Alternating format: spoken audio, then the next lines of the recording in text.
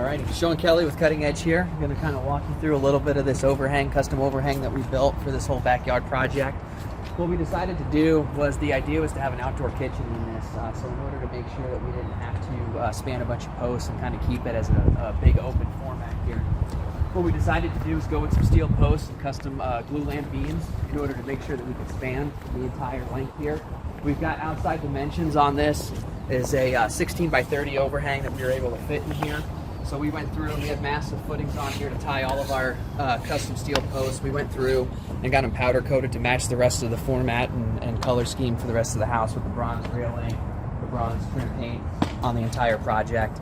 And then what we decided to do was, with that, we did a pitched roof, matched the tile roofing to the house itself to make sure that we kept the style and architectural features all the same. And then we decided to go with a custom cedar on the underneath here that we're going to finish and stain out once we're done. So vaulted ceiling in here, and we decided to close off the back. The next door neighbor, they kind of have a bunch of like overgrown trees and whatnot, and so in order to really close off the kitchen and give it a nice look, we went with in the design period here, we went with a custom ventless zero clearance fireplace that we're doing all of the stackable Voral cultured stone on. So we're going to be finishing that up the wall, and we have electrical and full outdoor kitchen here. So along with all the appliances, we have all of these nice custom countertops that match. This stone itself has a little bit of some motion to it, so we actually ended up having to buy a few more slabs in order to make sure that we can match in.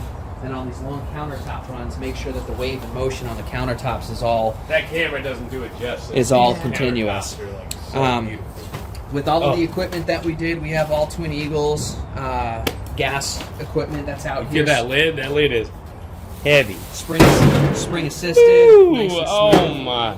Has blue LED lights in that. it. So we've got the 36-inch burner underneath there with the stainless steel access drawers underneath. We have an ice maker. We have a sink here, and what we did was we went with a tankless electric water heater for the outside that we wired in, so that way we have hot and cold supply for this.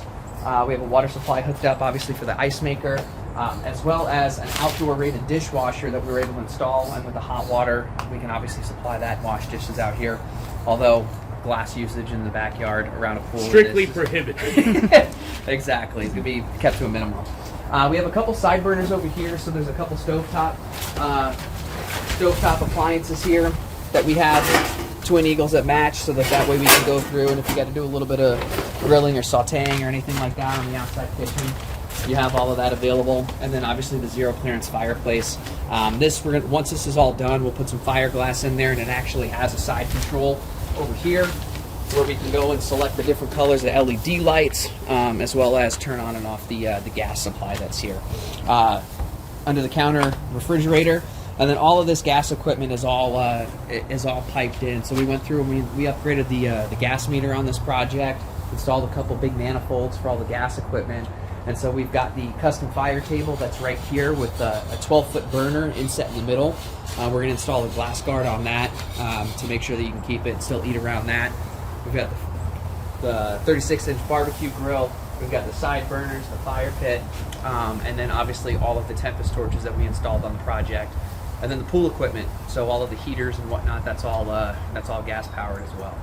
So custom glue lamps for the structure here. We went through and we finished all up with knife plate install. So you can see you don't have these big bulky brackets on the outside. What we did is our carpenter and framer went through and took critical measurements to figure out exactly where those post and bolt hole locations are.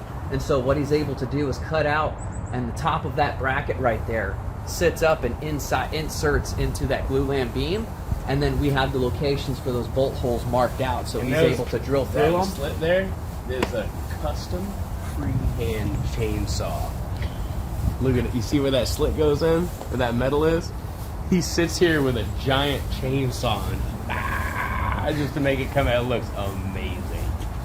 So that's how we were able to keep the big bulky brackets and whatnot from off, and that, so you didn't have to look at a bunch of ugly hardware. Otherwise, with all of this, so ugly, yeah. all of this beautiful cedar tongue and groove cedar panel up there. So we also have electrical. So the entire kitchen is wired for electrical. So we've got outlets and everything, all standard code requirements for kitchen outlets and backsplash and whatnot. We've got a TV outlet up there, so the plan is when all the stone is finished, they're going to mount a large TV outside, probably for football games and whatever else. We also ran Not low just volt. a large TV, an 85 inch. That's the max thing you can put on there. And then we also ran Ethernet cable to the outside here, so the entire house is wired for continuous internet, and so we were able to continue that out here underground, ran it up to the ceiling, so we'll be able to install an access point, and then the TV can run off of Wi-Fi. You can connect all of your apps and all of your cell phones. Make sure you got a good cell phone service out here as well. So that's what we were able to do with the outdoor kitchen. If you look over here, what we did on the back side is we actually built a bar top. So this whole countertop area right here is actually built. Once the concrete was in, we went through and we laid the stamped concrete down, and then we actually built a base frame. All the base cabinets are actually built out of masonry block. So we went through, we laid all the format out, and then we went through and then we did the same boral cultured stone with some high strength mortar on the outside here. We went through and installed that, and then we had the countertops all templated for the finished dimensions to include the stone. Back here we did the bar top so that way we can put a few stools back here. One of the reasons why we went with actually a fascia mounted railing back here for this, in order to keep a little bit more distance, give yourself enough room for proper clearance. You can walk around and have enough walking room around stools and whatnot back here, so that we can still watch the game, get some drinks, and then still have enough room back here. Look at that fire bowl. So Brandon's turning on the fire bowls here. Oh, nice. It's way more sick at night, I'm telling you. We're gonna get that fire glass to go in here too. With the extra scrap that we had from the because we had to buy so many slabs in order to fit the large size countertops and keep the motion continuous in those.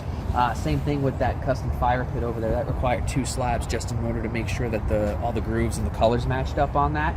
What we did was we used the rest of those slabs for accent pieces like this for the tops of the fire bowl pillars. What we did here is we actually had some custom shelves made. And then same thing with that custom mantle. So that mantle that's in there is actually it's a tube steel and gypsum board frame that's bolted in to the wall. And then what we were able to do is put miter corners on, and basically that entire thing, that mantle that's there, is made out of the same countertops and all 45-degree mitered and epoxied in to match everything else that we have here to keep all of the accents the same. So we were able to do that. Same thing here, the pool tile we chose was the closest one that we can find to the actual countertops itself. As you see here, we've got a little spillover feature that we built into it. What do they call it again, Sean? The old Azul Bahia. The Azul Bahia. So we were able to design this with the little spillover so that way, basically once the pool's running, you'll be able to just continuously keep the hot tub fill on, and then it'll spill over. You get the nice sound, nice look to it. And then we went through and as an accent, used the same boral stone on the outside of the hot tub to kind of keep it continuous with all the rest of the features of the house.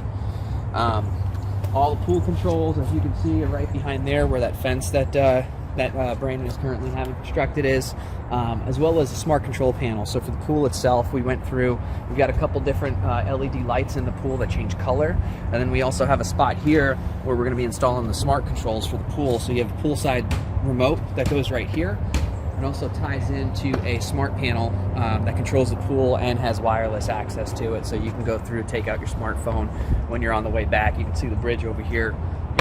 Client can come in, turn the hot tub on, start warming it up, and have it ready to go by the time they get back. So all of that's all integrated to make sure that it's as modern as possible for this project.